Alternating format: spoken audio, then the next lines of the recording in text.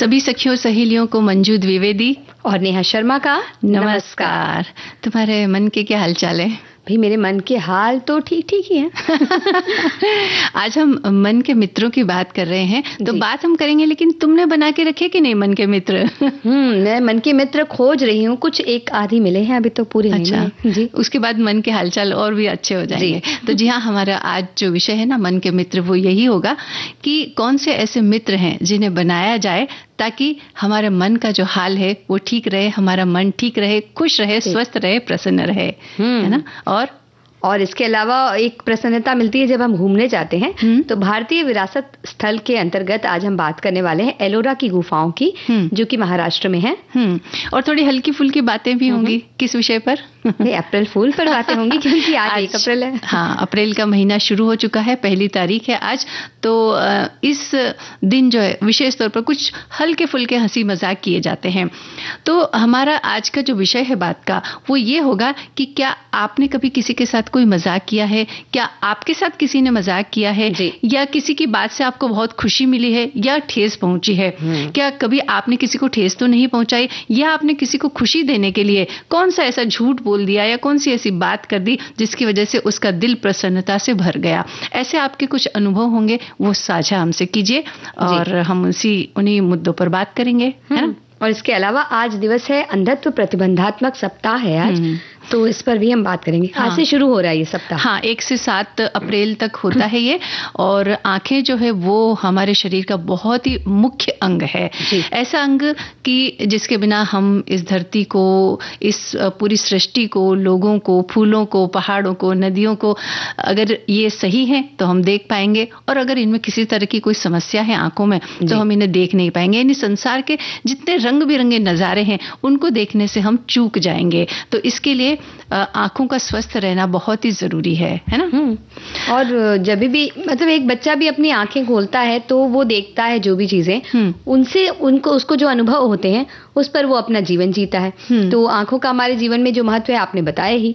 कई बार ऐसा होता है कि जन्मजात दृष्टि नहीं होती है, तो उसके कुछ उपाय किए जा सकते हैं, कुछ उपाय नहीं भी होते हैं।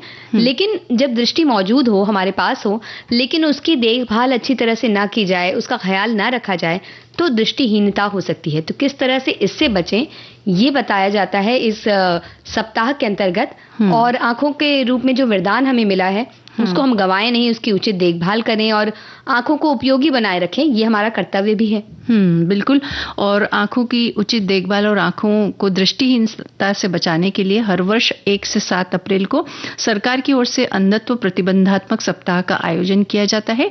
इस सप्ताह भर में ये सुनिश्चित किया जाता है कि लोगों को न सिर्फ उनकी आंखों की देखभाल के प्रति जागरूक किया जाए, बल्कि उन्हें आंखों की उचित साज संभाल के लिए शिक्षित भी किया जाए। और पूरे सप्ताह में तरह तरह के कार्यक्रम रखे जाते हैं। जैसे आंखों की निःशुल्क जांच की जाती है, निःशुल्क चश्मा वितरण किया जाता है, लोगों को आंखों की उन बीमारियों की जानकारी भी दी जाती है जिससे दृष्टिहीनता हो सकती है, जैसे मोतियाबिंद, विटामिन ए की कमी, काला मोतिया, कुपोषण, संक्रमण आदि। और बड़े लोगों को समय समय पर आंखों की जांच करवाने के लिए भी उसके महत्व क्या है इसके बारे में जागरूक किया जाता है। हाँ, बातें हम और भी करेंगे, पहले गीत सुन लेना। बिल्कुल।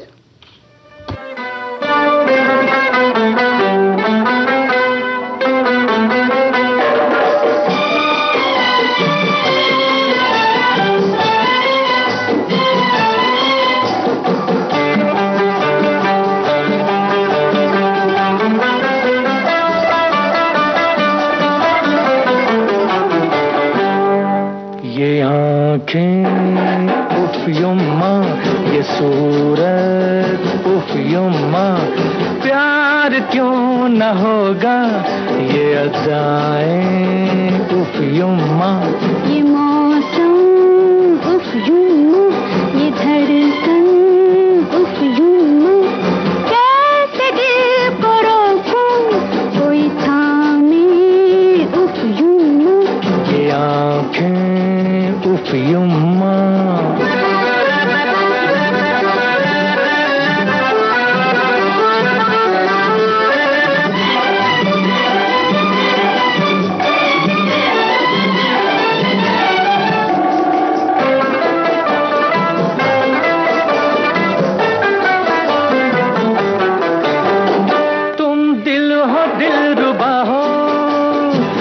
पर जहां फिदा हो, तुम दिल हो दिलरुबा हो, तुम पर जहां फिदा हो। हम तो हैं क्या कुछ भी नहीं, तुम सा हंसी कोई नहीं, तुम तो चांद का टुकड़ा हो। ये शोखी उफ युम्मा, ये शरारत उफ युम्मा, प्यार क्यों न होगा ये अज़ाए उफ युम्मा, ये आंखें उफ युम्मा।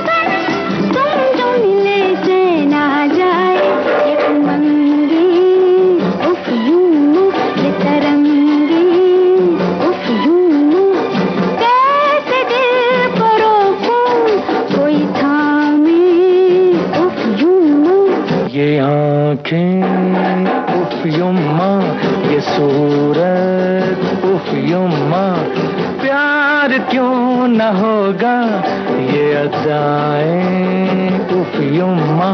ये मौसम उफ युम्मा, ये धड़कन उफ युम्मा, कैसे दिल को रोकूं कोई थामे उफ युम्मा। ये आँखें उफ युम्मा। किसी की अगर बहुत सुंदर आंखें दिखती है ना, कहते हैं ना झील सी गहरी आंखें हाँ। तो ऐसी आंखों को देखकर हम कहते हैं ना उफ युम्मा, वाह क्या बात है, कितनी सुंदर आंखें। किसी की नीली आंखें होती तो वो भी एक आकर्षण का कारण होती है, किसी की भूरी आंखें होती है तो उनका भी एक अपना आकर्षण होता है। तो आंखों का रंग चाहे कोई भी हो, लेकिन उनकी देखभाल करना ये बहुत महत्वपूर्ण बात है। और जो बातें जो हम सप्ताह मनाते हैं वो तो एक अलग बात है, लेकिन हर व्यक्ति को अपनी आंखों की देखभाल खुद ही करनी है और उसके लिए बहुत छोटे छोटे प्रयास करने होते हैं, है ना।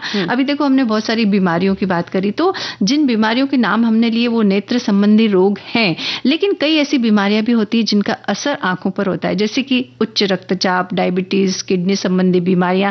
ऐसी किसी बीमारी से ग्रस्त होने पर भी व्यक्ति को समय समय पर आंखों की जांच करवाते रहना जरूरी है और इससे छोटे पैमाने पर ही बीमारी का पता चलता है और उसका इलाज भी अच्छी तरह किया जा सकता है। और आंखों को स्वस्थ रखने के लिए भी मंजू जी कई उपाय कर सकते हैं। पहला तो पौष्टिक आहार लीजिए, उसके अलावा नियमित नेत्र की जांच करवाइए और तेज रोशनी सूरज की जो होती है उससे बचा कर रख सकते हैं आंखों को। धूम्रपान से बचना चाहिए। डायबिटीज होता है उसको नियंत्रण में अगर रखें तो आपको ऐसा कुछ नहीं होगा। उच्च रक्तचाप का भी यही है, अगर नियंत्रण में रखा जाए तो आंखों को कुछ परेशानी नहीं होगी। स्क्रीन टाइम कम करना इन दिनों तो बहुत जरूरी है, उससे भी आंखें, और हम पलक झपकना भूल जाते हैं तो उससे भी आंखें सूखी हो जाती हैं और बहुत सारी परेशानियां होती हैं। इसके अलावा उम्र से संबंधित नेत्र समस्याएं जो होती हैं उनके बारे में भी समय पर हमें उपचार लेना चाहिए। कई बार ऐसा पता चलता है ना कि मोतियाबिंद है, पर हम सोचते हैं कि कब ऑपरेशन, अभी नहीं कराएंगे, बाद में कराएंगे, अभी नहीं चाहते। लेकिन ये जो जैसे उम्र बढ़ती उम्र के साथ ये जो बीमारियां होती है, मोतियाबिंद हो गया या कैटरेक्ट वगैरह, ऐसी जो बीमारियां होती है इनका समय पर इलाज करवाना बहुत ही जरूरी है। इन्हें टाले नहीं और अच्छी जगह पर इसका इलाज करवाए, क्योंकि एक बार अगर ऑपरेशन करने में या कुछ ऐसी गड़बड़ हो जाती है उसे सुधारना फिर बहुत मुश्किल हो जाता है। और ये आंख का मामला है, अगर एक बार आंख की रोशनी चली गई तो उसे फिर लाना बहुत एक कठिन कार्य हो जाता है। इसके लिए इसके प्रति लापरवाही ना बरतें। दूसरी बात यह कि जब ऑपरेशन हो जाता है उसके बाद में भी डॉक्टर बहुत सारी सावधानियां रखने की सलाह देते हैं, तो वो रखना भी बहुत जरूरी है। अभी तुमने स्क्रीन टाइम का जिक्र किया था, तो ये तो आजकल एक ऐसी बात है जो बहुत आम है, चाहे छोटे बच्चे हों, चाहे पढ़ने वाले बच्चे हों या फिर काम पर जाने वाले लोग हों, सबको स्क्रीन के सामने रहना पड़ता है, नहीं तो कई लोग तो बाय चॉइस यानी कि अपनी उनकी इच्छा के हिसाब से भी वो बहुत समय तक मोबाइल देखते रहते हैं या अपने कंप्यूटर पर, अपने लैपटॉप पर काम करते रहते हैं। और होता ये कि आंखें वो झपकाना भूल जाते हैं, जिससे कई बार ड्राई आइज की समस्या हो जाती है और वो फिर किसी और बीमारी के रूप में सामने आती है। तो ऐसा है कि थोड़ी थोड़ी देर में एक तो पलकें आपको झपकाना ही है, और वहीं पर बैठे बैठे, चाहे आप ऑफिस में या घर में किसी भी तरह से अगर आप कंप्यूटर के सामने काम करें, तो छोटी छोटी कुछ जो है एक्सरसाइज होती है वो भी आप बैठे बैठे कर सकते हैं। अब इसके बारे में बात करें तो एक तो है कि जल्दी जल्दी थोड़ा सा पलकों को झपकाना, आंखों के आसपास का जो एरिया है यानी कि भौवें तक का जो एरिया है वहां पर हल्के हल्के से अपनी जो ये चुटकी होती है ना, इसमें है ना हाथों से उस चमड़ी को थोड़ा सा है ना, जैसे चुटकी हम कैसे लेते हैं उस तरह का एक व्यायाम होता है, वो आप कर सकते हैं आंखों के चारों तरफ।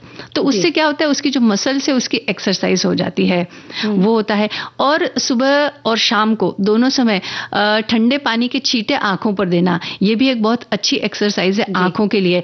और आंखों को गोल गोल घुमाना चारों तरफ, ये भी आंखों के लिए एक बहुत अच्छी एक्सरसाइज है। तो ये छोटी छोटी, और इसके अलावा आप इंटरनेट पर और भी सर्च कर सकते हैं या कोई इसका कोई विशेषज्ञ हो तो उनसे सलाह ले सकते हैं। और आंखों की ये छोटी छोटी एक्सरसाइज है, ये करके भी आप अपनी आंखों को स्वस्थ रख सकते हैं और उसकी रोशनी को बढ़ा सकते हैं। जैसे कि वो दूर की तरफ एक हम लक्ष्य रखते हैं और उसके बाद पास देखते हैं, हाँ, वो उस तरीके की एक्सरसाइजेस भी कर सकते हैं। हाँ, एक दिया रख करके उसे बहुत देर तक देखा जाता है, तो वो एक त्राटक क्रिया जिसे कहते हैं, वो क्रिया भी हम कर सकते हैं। तो ये तो बड़ों की बात होगी, लेकिन छोटे बच्चों का भी विशेष ख्याल रखना जरूरी। कई बार क्या होता है, कोई जो तीखे कोई खेल खिलौनों या ऐसे कोई इसमें कोई चीज होती है, तो वो अगर आंखों में लग जाए तो बच्चे की आंखों को नुकसान पहुंच सकता है। या दो भाई बहन अगर खेल रहे हैं और कुछ ऐसी चीजों से वो खेल रहे हैं कि एक ने दूसरे को मार दिया और उसकी आंख में लग गया, तो ये बहुत ही ज्यादा नुकसानदायक चीजें हो सकती है। तो ये सावधानी भी हमें रखनी होगी। बिल्कुल। और आंखों को स्वस्थ रखने के लिए जहां हम नियमित जांच करवाते हैं, वहीं ये भी जरूरी है कि हम नेत्रदान करें, क्योंकि हमारे बाद किसी व्यक्ति को आंखों की रोशनी मिल सकती है इससे। और नेत्रदान की कमी के कारण भी दृष्टिबाधित व्यक्तियों को आंखों की रोशनी देना उस पैमाने पे संभव नहीं हो पाया जितना हो सकता है। तो ये हमें करना चाहिए। साथ ही जो ये सप्ताह है हमारा, और इस सप्ताह के मौके पर हम ये प्रण ले सकते हैं कि अपनी आंखों का उचित ख्याल तो रखेंगे और नेत्रदान भी करेंगे। हाँ, नेत्रदान करने के प्रति अभी लोगों में बहुत ज्यादा जागरूकता नहीं है, तो इसके प्रति भी जागरूक होना आवश्यक है। आपकी आंखों से आपके जाने के बाद किसी व्यक्ति को दृष्टि मिल सकती है, इससे बड़ी बात या इससे बड़ा अच्छा काम और कुछ हो नहीं सकता। तो हमें ये प्रण लेना है। और अब हम देख रहे हैं घड़ी की ओर, एक ब्रेक का वक्त हो गया है जी।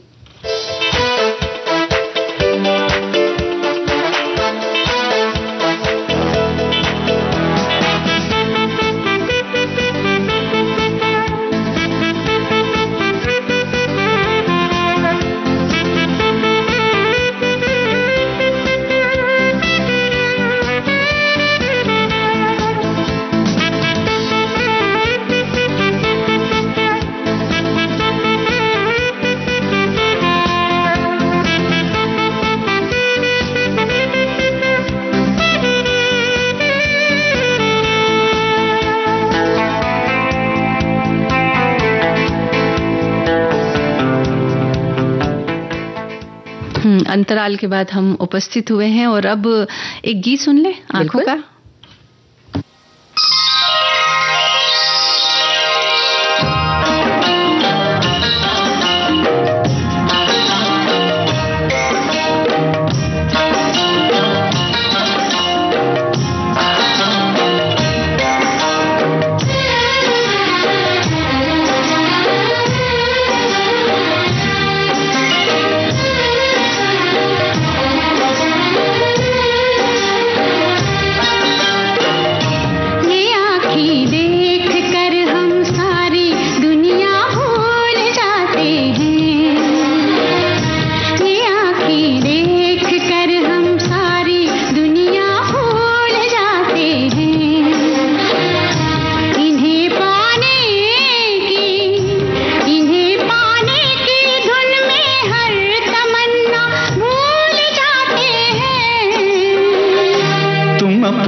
महकी महकी जुल्फ के पेचों को कम कर दो, अपनी महकी महकी जुल्फ के पेचों को कम कर दो। मुसाफिर इनमें घिर कर अपना रास्ता भूल जाते हैं। ये आँखें देख कर हम सारी दुनिया भूल जाते हैं।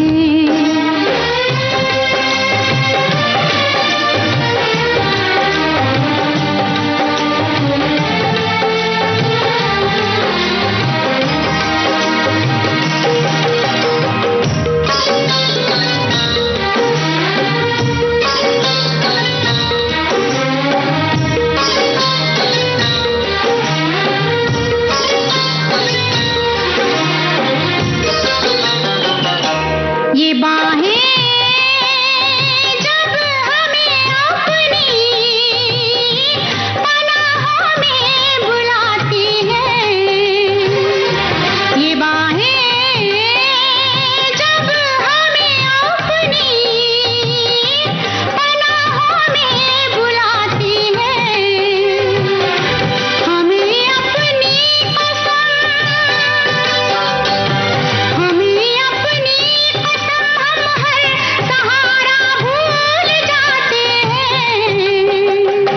तुम्हारे नर्मो नाजुक होठ जिस दम मुस्कुराते हैं,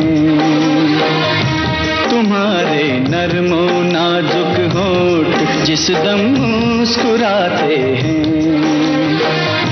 बहारें झेपती है फूल खिलना भूल जाते हैं। ये आँखें देख कर हम सारी दुनिया भूल जाते हैं।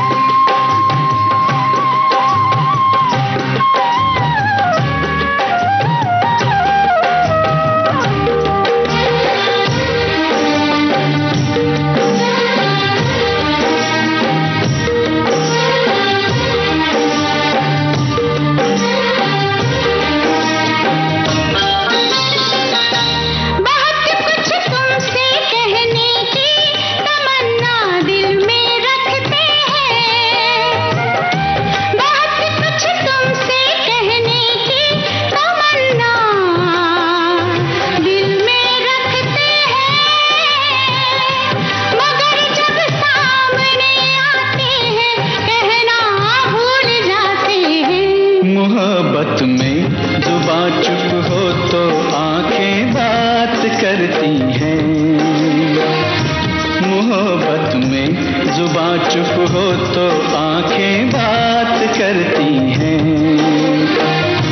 वो कह देती हैं सब बातें जो कहना भूल जाते हैं।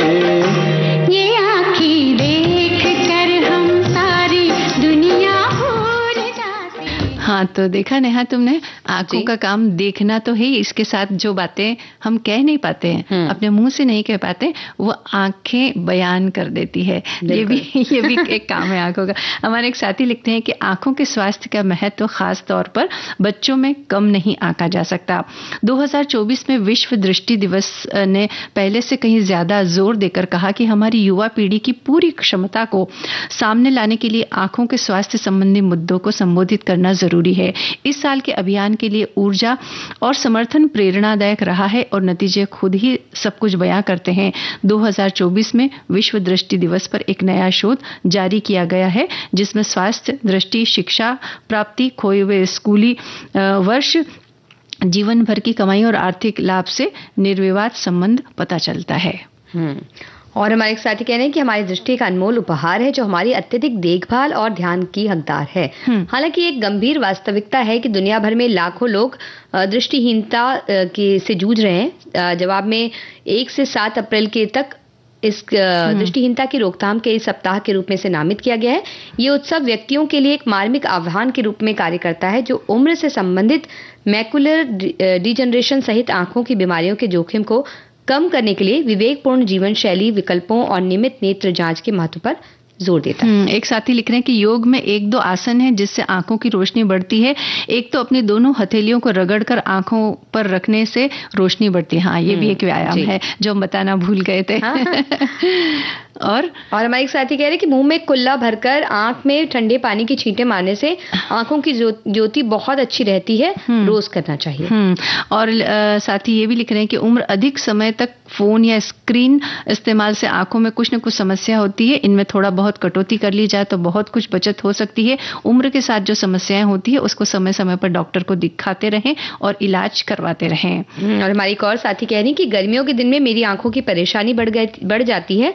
मैं जब डॉक्टर से मिली उन्होंने बताया कि मोबाइल के चलते और गर्मी की वजह से आंखों में नमी की कमी हो जाती है। उन्होंने एक आई ड्रॉप सजेस्ट किया है जिसे मैं दिन में एक बार जरूर डालती हूँ। हाँ, लेकिन आई ड्रॉप हमें हमेशा नहीं डालना है, बल्कि जो उसका कारण है उसे हमें हटाना है। फिलहाल हम एक संदेश सुनते हैं और उसके बाद हम घूमने चलेंगे।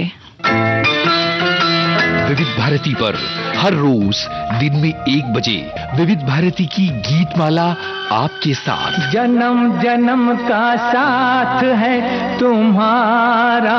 इस कार्यक्रम में हर पायदान पर होगी आपकी भागीदारी। हम और तुम, तो हम और आप पिरोएंगे गीतों की इस माला के मोती साथ साथ। हम साथ हैं। जुड़े रहिए हमारे साथ विविध भारती के फेसबुक पेज पर। विविध भारती की गीतमाला हर रोज दिन में 1 बजे। विविध भारती, आपका जीवन संगीत। संदेश के बाद चलो अब थोड़ा सा घूम आते हैं। भारतीय विरासत स्थल के अंतर्गत आज हम बात करेंगे एलोरा की गुफाओं के बारे में, जी है ना। महाराष्ट्र के औरंगाबाद में यूनेस्को के 2 विश्व धरोहर स्थल हैं, अजंता की गुफाएं और एलोरा गुफाएं। एलोरा की बात करें तो औरंगाबाद से 30 किलोमीटर की दूरी पर है और अजंता की गुफाओं से 80 किलोमीटर दूर है। ये तकरीबन 100 गुफाओं का 2 किलोमीटर की दूरी में फैला इलाका है। इनमें से कुछ 30 से 34 गुफाएं आम जनता के लिए खुली हुई हैं और इन्हें देखने में भी आपका पूरा दिन लग जाता है। इन्हें इतनी 100 तो हम देख भी नहीं पाएंगे। 30 से 34 जो गुफाएं वो ही देखने में पूरा दिन हो जाता है, क्योंकि पत्थरों पर जिस तरह से तरह तरह की आकृतियां उकेरी गई हैं, आप उन्हें देखते हुए समय को भूल जाएंगे और ये पूरा दिन जो है ऐसा निकल जाएगा। बिल्कुल। और यहाँ बौद्ध, जैन और हिंदू धर्म से संबंधित गुफाएं हैं। और सबसे प्रसिद्ध स्मारक की अगर हम बात करें तो वो है कैलाश मंदिर। द्रविड़ शैली में बना हुआ है और इसकी खासियत ये है कि पूरे पहाड़ को काट कर तराश कर इसे बनाया गया है और ऊपर से आप इसे देखेंगे तो रथ की आकृति के जैसा ये नजर आता है। इसका निर्माण किया गया ऊपर से नीचे की ओर, तो यानी कि पहाड़ को काटते तराशते हुए एक रथ की आकृति ऊपर से बनाते हुए वो नीचे तक पहुंचे और बाद में नीचे पूरा मंदिर बनाया गया है। 273 फीट लंबा, 154 फीट चौड़ा ये मंदिर है और पत्थरों को खंड खंड में बांट कर काटा गया है और बाद में ये 90 फीट ऊंचा मंदिर बनाया गया। बाहर से जितना खूबसूरत है ये, अंदर से भी उतना ही बेहतरीन है। विशालकाय हाथी के स्तंभ, खुले मंडप में बैठा नंदी, पत्थर की दीवारों पर चारों ओर उकेरी गई आकृतियां जिसमें कहीं कृष्ण लीलाएं हैं, कहीं रामायण महाभारत की कथाएं हैं। इस एक मंदिर में ही आप पूरा दिन बिताना चाहेंगे। जब आज के जैसी तकनीक मौजूद नहीं थी तब ऐसा सोचना और उसे मूर्त रूप देना अपने आप में ये आश्चर्य से भर देता है हमें। बिल्कुल। और कैलाश पर्वत के अलावा यहाँ बौद्ध और जैन धर्म की गुफाएं भी हैं। बौद्ध धर्म की गुफाओं में विद्यार्थियों के रहने की जगह, शिक्षा ग्रहण करने की गुफाएं आप देख सकते हैं। यहाँ भगवान बुद्ध की कई अनोखी प्रतिमाएं भी देख सकते हैं जिसमें 15 फीट की एक मूर्ति उल्लेखनीय है। वहीं जैन धर्म की गुफाओं को देखने के लिए आपको थोड़ी दूसरी ओर जाना पड़ता है और इसके लिए अंदर ही एक बस की व्यवस्था होती है। अगर आप चाहें तो पैदल भी जा सकते हैं। हाँ, और 1983 में एलोरा को विश्व धरोहर स्थल में शामिल किया गया। यहाँ जाने से पहले ये सुनिश्चित करें कि आप खूब चल सकते हैं, यानी पाँव में कोई तकलीफ तो नहीं है और आपके जो फुटवेयर है ना, जूते चप्पल जो भी, वो भी थोड़े आरामदायक होने, क्योंकि यहाँ आपको बहुत चलना होगा, सीढ़ियां चढ़नी होगी और आप अपने साथ पानी की बोतल रखें, कुछ हल्का खाने का भी रख सकते हैं और अच्छे जूते पहने ताकि चलने में आपको आसानी हो। और धूप से बचने के लिए टोपी, स्कार्फ आदि रखें, आरामदायक कपड़े पहने। और आमतौर पे सुबह अगर आप जल्दी जाएं तो ज्यादा अच्छा है क्योंकि मौसम भी थोड़ा अच्छा मिलता है और लोग भी कम होते हैं। एक गाना सुन ले, उसके बाद और भी बातें हैं जो करेंगे हम।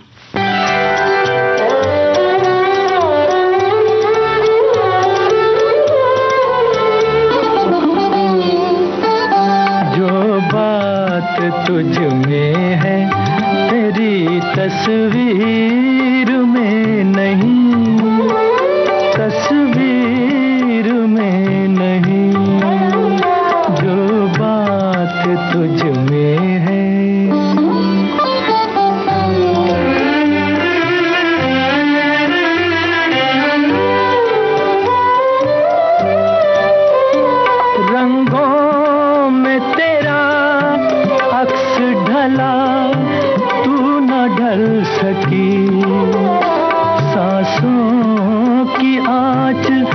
मौसम की खुशबू न ढल सकी, तुझ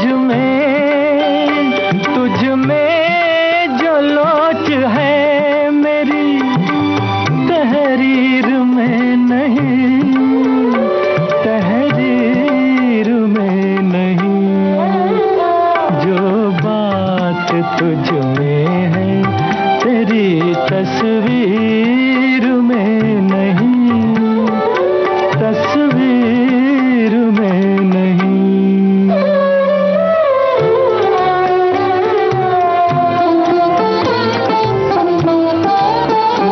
बेजान हुस्न में कहाँ रफ्तार की अदा, इनकार की अदा है न इकरार की अदा। कोई लचक भी जुल्फे गिरा गिर में नहीं, गिरा गिर में नहीं। जो बात तुझ में है तेरी तस्वीर में नहीं, तस्वीर में नहीं।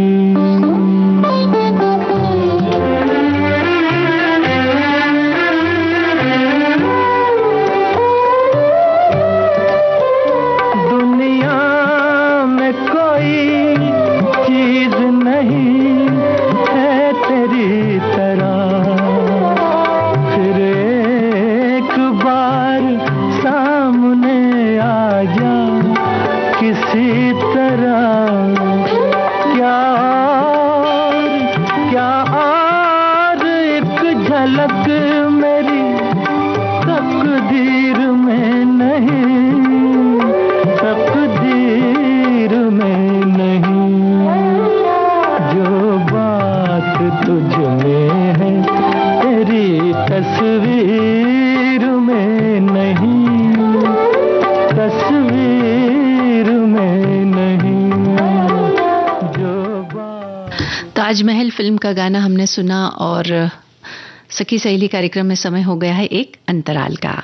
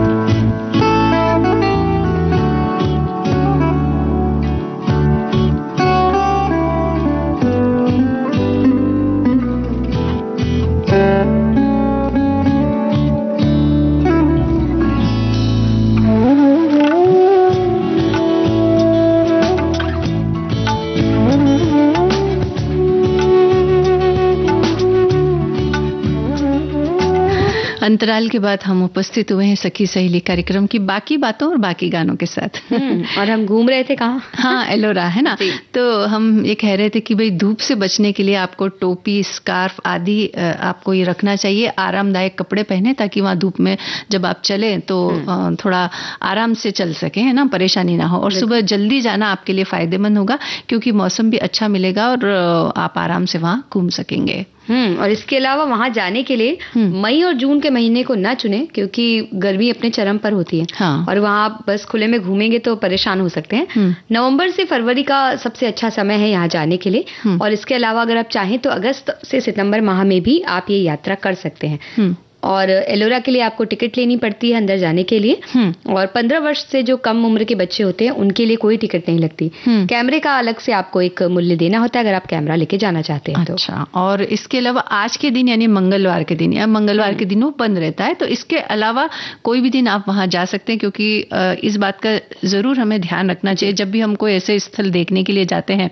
पता चलता है कि हम इतनी दूरी तय करके इतनी मुश्किलों से वहां पहुंचे और पता ये चलता है कि भाई आज तो वो स्थान जो है वो बंद रहता है। तो मंगलवार के दिन वो बंद रहता है, तो इस बात का ख्याल रखें। बुधवार से सोमवार हर दिन सुबह 6 बजे से शाम 6 बजे तक एलोरा की गुफाएं खुली रहती है। पहुंचना बहुत आसान है, औरंगाबाद से ही यहाँ पहुंचा जा सकता है। आप सड़क मार्ग या रेल मार्ग किसी भी रास्ते से आप जा सकते हैं, बस आपको पहले औरंगाबाद आपको पहुंचना होगा। एक हमारे साथी ने एक बात लिखी है कि भारतीय विरासत स्थल एलोरा की गुफाएं औरंगाबाद जिले में स्थित है। गुफाओं में भव्य मूर्तियों को देखकर आश्चर्य होता है कि उस समय जब इतने संसाधन भी नहीं थे, तब कैसे बड़ी बड़ी चट्टानों को सिर्फ छेनी और हथौड़ों से काटकर ये गुफाएं बनाई गई है, जहां इनमें लंबे चौड़े बरामदे, हाथी, हिंदू बौद्ध मूर्तियों और जैन धर्म के मंदिर मुख्य हैं। और इसके अलावा जो है बहुत सारी मूर्तियां हैं। तो ये सब देख करके बहुत हमें आश्चर्य होता है जी। और सचमुच नेहा, अगर हम बात करें ना, तो मैं भी वहां जाकर के आई हूं, और जाने के बाद जिस एक असीम शांति का अनुभव वहां होता है, उसे सिर्फ अनुभव ही किया जा सकता है। अगर हम यहाँ कहेंगे आपको तो शायद वो बात उतनी समझ में नहीं आएगी, लेकिन जब वहां जाते हैं, उस शांति को जब हम महसूस करते हैं, उन चीजों को देखते हैं, तो वाकई में मन बहुत प्रफुल्लित होता है और आनंदित होता है। तो एक बार जाकर के आप उसका आनंद लीजिए।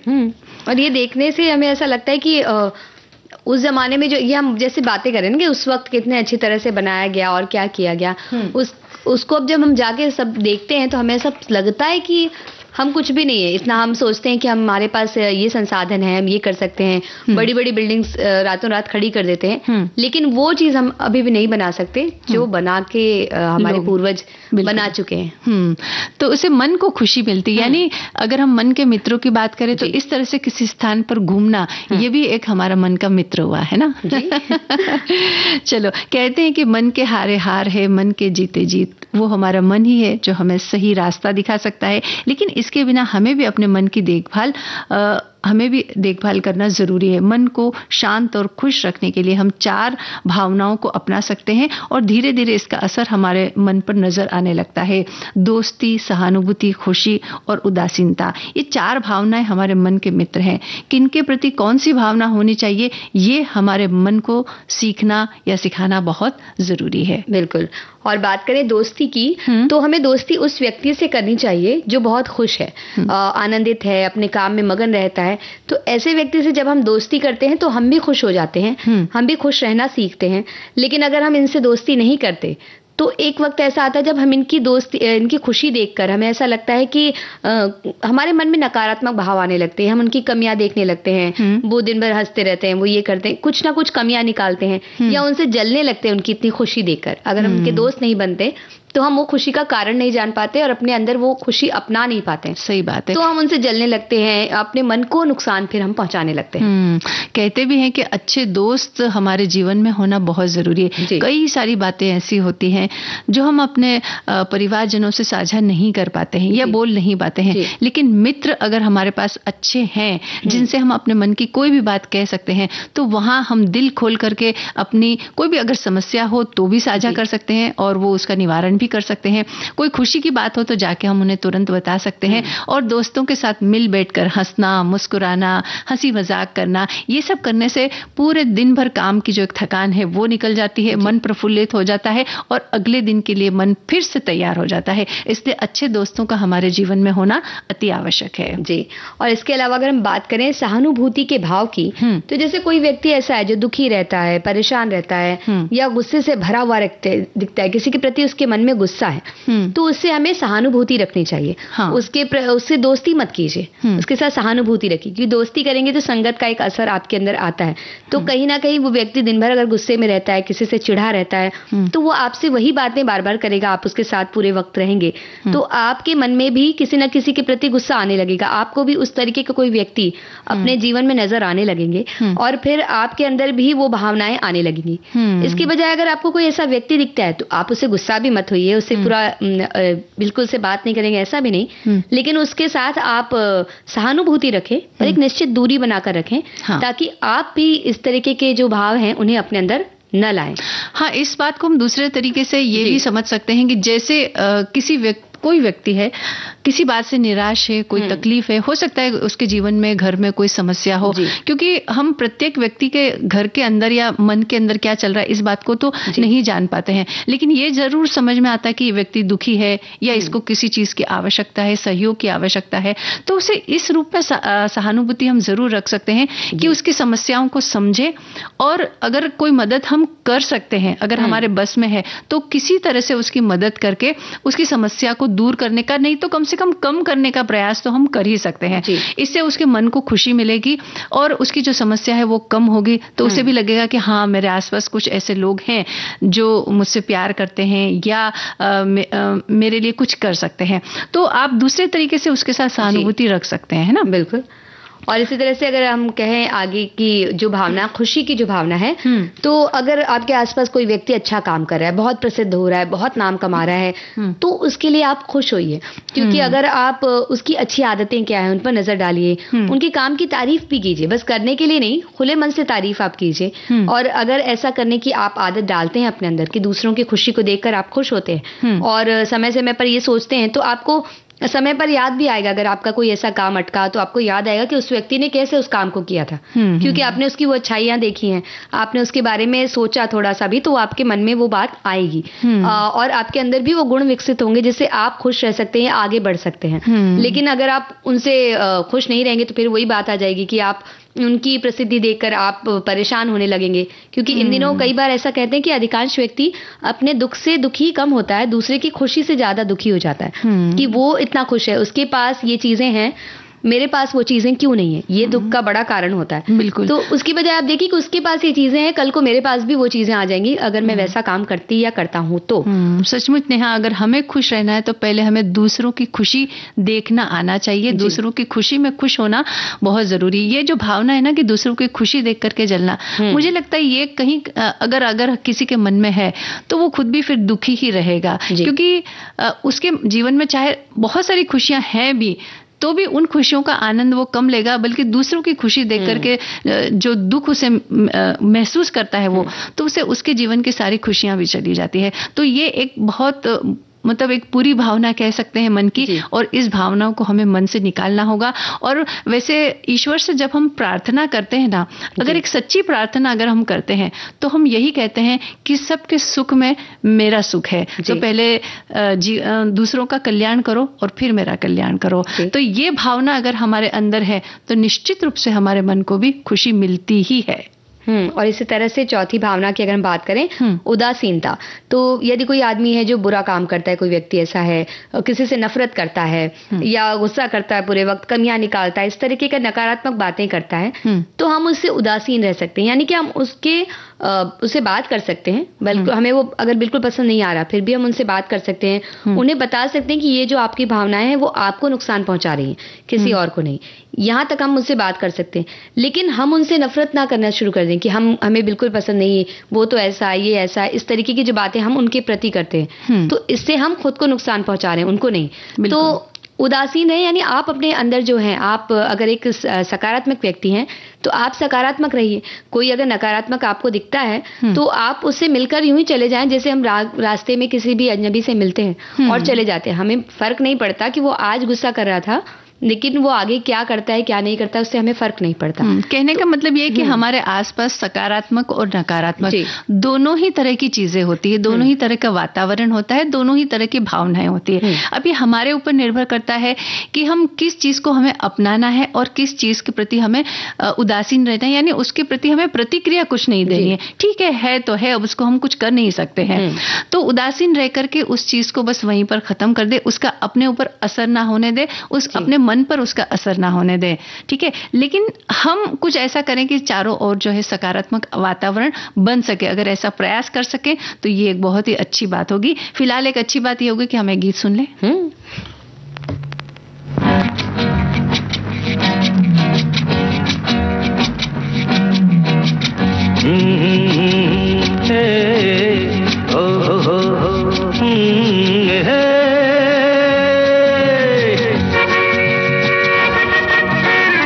मीत ना मिला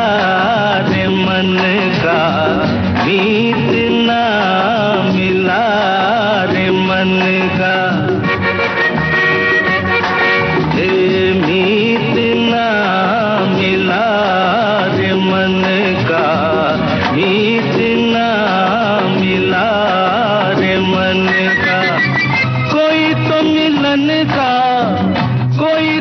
मिलन का करो रे उपाय रे मीत ना मिला रे मन का मीत ना।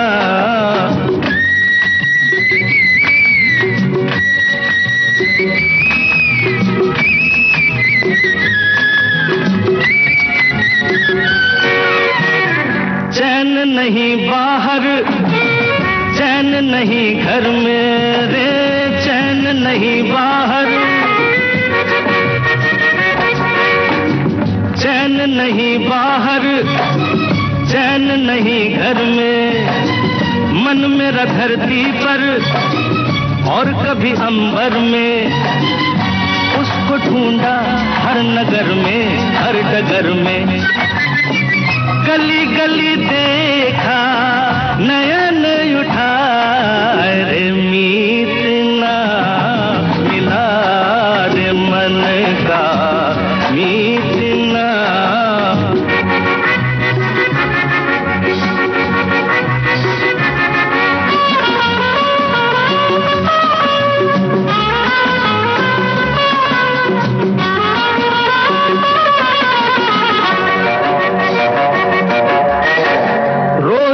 अपने ही प्यार को समझाऊं रे रोज मैं अपने ही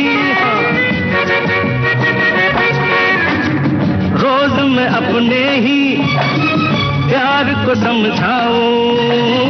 वो नहीं आएगा मान नहीं पाऊं शाम ही से प्रेम दीपक मैं जलाऊं।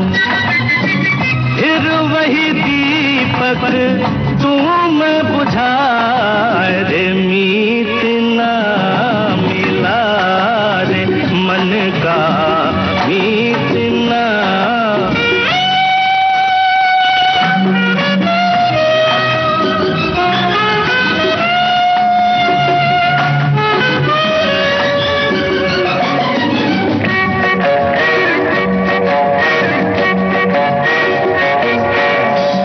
देर से मन मेरा आस लिए डोले देर से मन मेरा आस लिए डोले रे देर से मन मेरा देर से मन मेरा आस लिए डोले। प्रीत भरी पानी साज मेरा बोले कोई सजनी एक खिड़की भी न खोले। लाख तराने रहा मैं सुनाए रे मीत ना मिला रे मन। गाना हमने सुन लिया। नेहा, हमने अभी एलोरा की गुफाओं की बात की और ये जहाँ स्थित है पहले उस शहर का नाम औरंगाबाद था लेकिन अब वो जगह का नाम है छत्रपति संभाजी नगर। तो थोड़ा सा हमें अब मतलब शहरों के जब नाम बदलते तो थोड़ा कुछ समय तक बोलने में हमें जुबान पर नहीं आते हैं लेकिन अब हमें उसकी आदत डालनी होगी कि उस जगह का नाम है अब संभाजी छत्रपति संभाजी नगर, है ना। अब हम मन की बात करते हैं। बहुत सारे श्रोताओं ने हमें लिख भेजी है, बहुत सारी बातें लिखी हैं और एक साथी ये लिख रहे हैं कि हमारे मन के मित्र हम स्वयं होते हैं। हमारा आत्मविश्वास होता है और दृढ़ संकल्प होता है। साथ में सकारात्मक हो तो क्या ही कहना। आत्मविश्वास का हाथ पकड़े दृढ़ संकल्प के पैरों के साथ सकारात्मक की दृष्टि है तो इससे बड़ा मित्र और कोई नहीं है। हमारा मन हमारे वश में है तो यही हमारा सबसे बड़ा मित्र है। बिल्कुल। और हमारे साथी कह रहे हैं मन तो हमारा साथी होता है, इसमें पूरा संसार छिपा है, बस वृत्ति की प्रकाश अंधकार में है। और ये भी लिखते हैं कि जिस प्रकार ज्ञान का कोई स्वरूप नहीं है वह मन की ही एक शक्ति है, उसी प्रकार मन का भी कोई स्वतंत्र अस्तित्व नहीं है। इच्छा और विचार करने की शक्ति का ही नाम मन है। इसलिए मनोनिग्रह के लिए मन को वश में रखने के लिए सर्वोत्तम उपाय यह है कि उसे निरंतर विचार निमग्न रखा जाए। कहते भी है ना कि खाली दिमाग जो है वो शैतान का घर होता है, तो यानी मन को ऐसा खाली ना रहने, किसी न किसी काम में उसको उलझाए रखें और कुछ करते रहें तो मन को ज्यादा सोचने का वक्त नहीं मिलेगा, बेकार की बातें सोचने का। और हमारे साथी कह रहे हैं कि मन को अपना मित्र बनाने के लिए उसे नियंत्रित करना और सकारात्मक विचारों से भरना महत्वपूर्ण है। इसके लिए नियमित रूप से ध्यान, योग और सत्संग करें और मन को अच्छे विचार दें। अच्छी अच्छी बातों से मन को समझाया जा सकता है। मन को सदैव अपना मित्र बनाएं, कभी भी मन को शत्रु न बनाएं। एक साथी ये भी लिख रहे हैं कि अरस्तु ने हजारों साल पहले ही अपने शिष्यों को बताया था कि इस संसार में न तो कुछ अच्छा है और न कुछ बुरा है। हमारे मन की दशा के अनुसार वो अच्छा या बुरा हो जाता है। अर्थात हमारी परिस्थितियों का सृजन हमारी मनोदशा करती है। हमें सूक्ष्मता से ये देखना चाहिए कि हमारी मनोदशा का निर्माण करने वाला मन कितना स्वस्थ है, वो हमारे लिए सकारात्मक है या नकारात्मक। इसका परीक्षण हमारा विवेक करता है। और हमारे एक साथी कह रहे हैं कि बातें तो आप दोनों बहुत अच्छी बता रही हैं, पर इसका लाभ तो तभी मिल सकता है जब हम इन बातों पर अमल करें, न कि सिर्फ सुने और दूसरों को बताएं। सही बात है। और ये जो चारों भाव हैं, ये हमें हमारे परिवार में देखने को मिलते हैं। हमारे परिवार के सदस्य दुख से सहानुभूति देखते हैं और हमारी खुशी में शामिल होते हैं। बिल्कुल हर परिवार में ये होना ही चाहिए। और हमारे साथी कह रहे हैं कि एक सच्चा मित्र वो होता है जो आपकी खुशियों और दुखों में साथ देता है, आपकी गलतियों को छुपाता नहीं बल्कि सुधारने में मदद करता है और हर परिस्थिति में आपका समर्थन करता है। हम ऐसे मित्र को सच्चा मित्र कह सकते हैं जो हमें उत्तम संकल्पों से दृढ़ करेगा, बुराइयों और त्रुटियों से हमें बचाएगा, हमें सत्य, पवित्रता और मर्यादा रूपी मानवीय मूल्यों को पुष्ट करेगा और बुरे मार्ग से हमें बचाएगा। ठीक है। और चलो अब एक गाना सुन लेते हैं, उसके बाद और बिल्कुल जो बातें हैं वो करेंगे।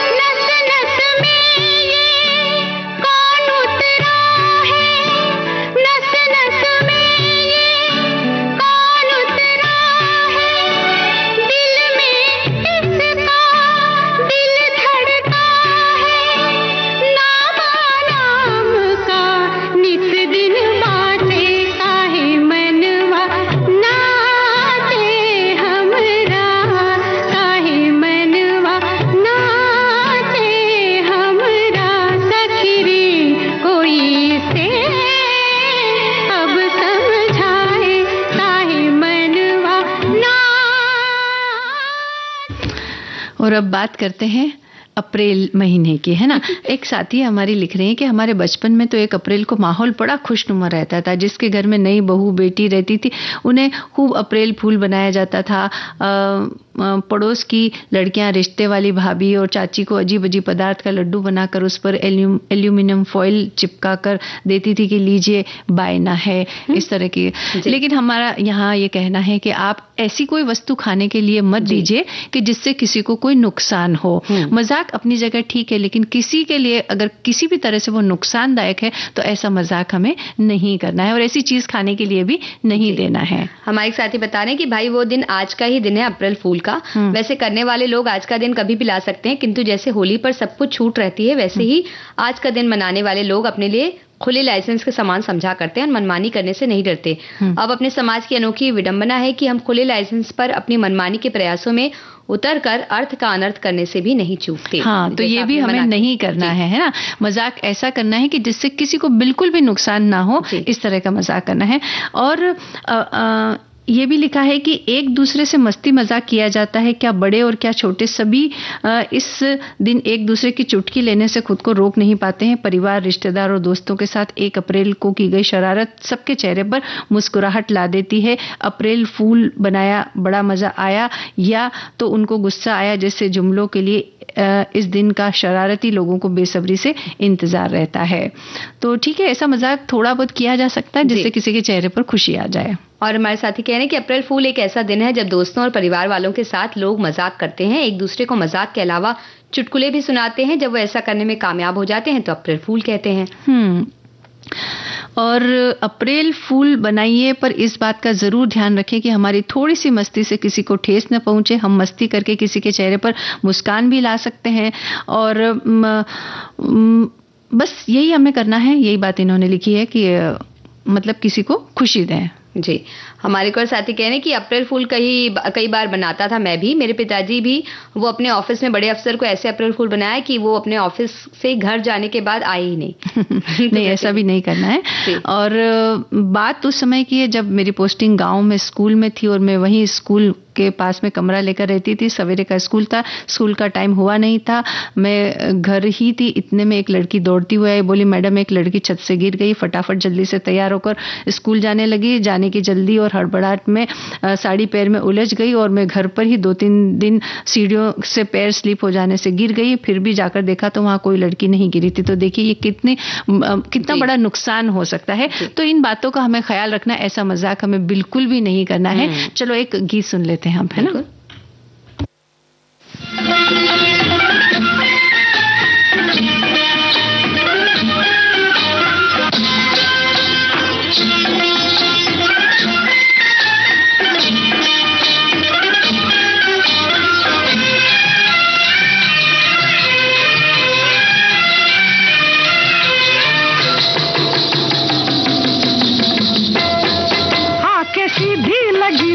जैसे कटरिया ओ सवरिया, ओए आंखें सीधी लगी दिल पे जैसे कटरिया ओ सवरिया, ओए ओए ओ तेरी तिरछी नजरिया ले गई मेरा दिल तेरी जुल्मी नजरिया ओ गुजरिया, ओए ले गई मेरा दिल तेरी जुल्मी नजरिया ओ गुजरिया, ओए होए होए ओ जाने सारी नगरिया।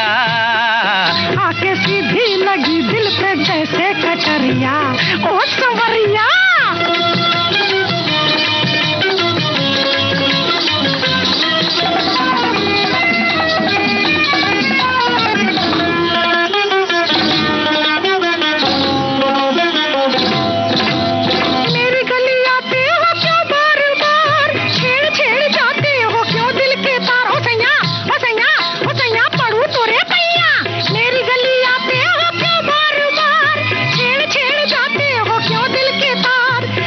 करूं गोरी मुझे तुझसे है प्यार, जो न तुझे देखूं न आए करार। हो गोरी बढ़ के बुधन चीर भी टक्कर। क्या मैं करूं गोरी मुझे तुझसे है प्यार, जो न तुझे देखूं न आए करार। हटो जाओ ना बनाओ, हटो जाओ हाय हाय ना बनाओ, हाय हाय हाय नटखट रंगीले सावरिया। आंखें सीधी लगी दिल पे जैसे कटरिया ओ सवरिया, हाय हाय गई मेरा दिल तेरी तिरछी नजरिया, ओ गुजरिया।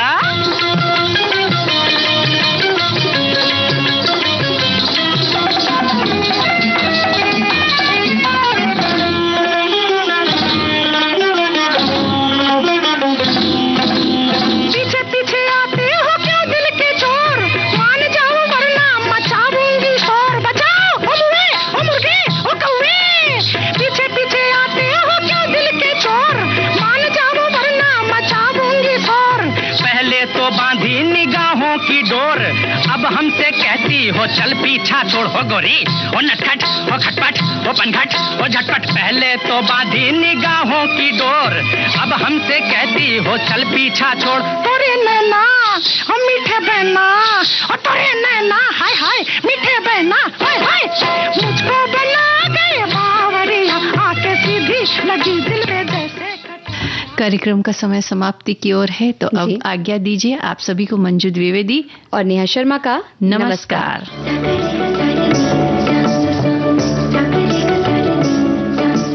सखी सहेली कार्यक्रम की प्रस्तुतकर्ता अनुश्री पाठक। सखी सहेली।